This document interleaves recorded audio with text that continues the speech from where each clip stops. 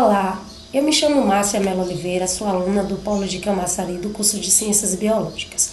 Quero neste momento fazer uma reflexão a respeito do texto sugerido pela disciplina Sociologia, texto que fala sobre a instituição pública primária e a formação de um professor na Paraíba do Norte. Esse texto foi escrito pela professora Rosemarie. O texto faz toda uma reflexão do processo histórico do ensino e aprendizagem em um determinado tempo, que ocorreu em 1837 e 1883. Esse relato histórico ele mostra que na Paraíba existia um grande problema na educação devido à falta de uniformização do processo educacional, onde nesse processo o professor era quem detinha todo o conhecimento, era o professor que dava todo o direcionamento didático em sala de aula, muitas vezes de forma não sincronizada com as posturas educacionais citadas pela política educacional, que vislumbrava algo que na prática se fazia totalmente diferente.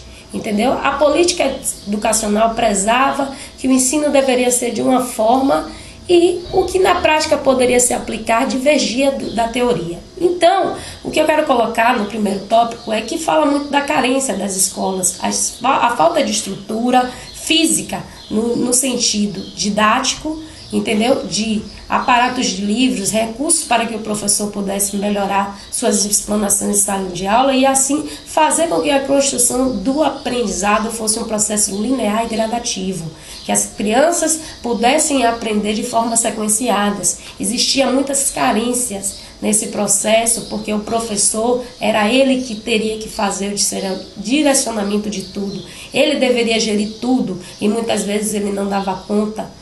Por quê? Porque ele tinha que trabalhar as carências individuais em sala de aula de uma forma que pudesse proporcionar ao aluno o aprendizado. E era ele que tinha que dar a direção de tudo.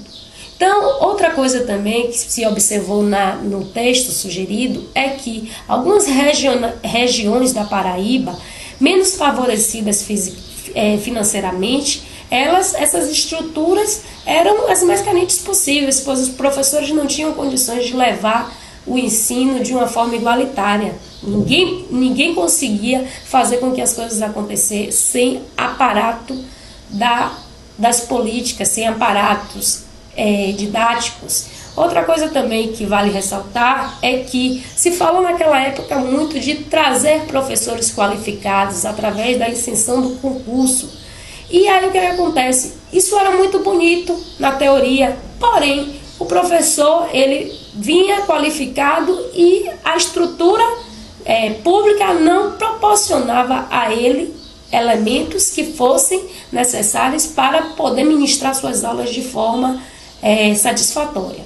Fazendo um contraponto à realidade hoje vivida, não posso falar com poder de conhecimento à realidade da Paraíba, mas posso argumentar em relação à Bahia, onde sou professora de um colégio técnico profissionalizante e vejo que muitas das coisas citadas no passado ainda acontecem nessa nova realidade. Houve-se um avanço, vale ressaltar que se houve um avanço, porém as estruturas educacionais públicas daqui do nosso estado não possuem recursos para que o professor possa implementar suas aulas.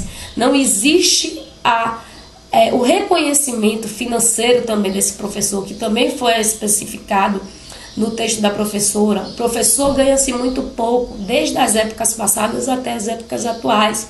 O professor, muitas vezes, ele tem que ser um malabarista para fazer com que o conhecimento chegue ao aluno. E aí o que acontece?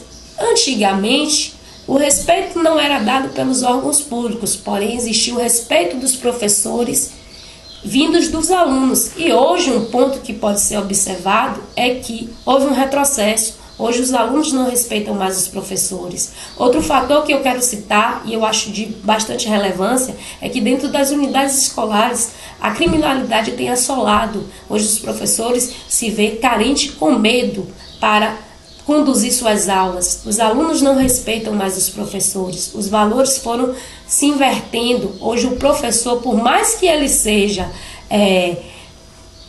bem intencionado, ainda assim não há condições de levar adiante isso. Porque se falta recursos didáticos, se falta respeito e valorização do trabalho e da mão de obra do professor, tanto financeiramente quanto reconhecimentos pessoais e individuais dos seus alunos e de toda a sociedade que a compõe. Falo isso através da política e dos familiares. Era só isso que eu teria para colocar. Obrigada.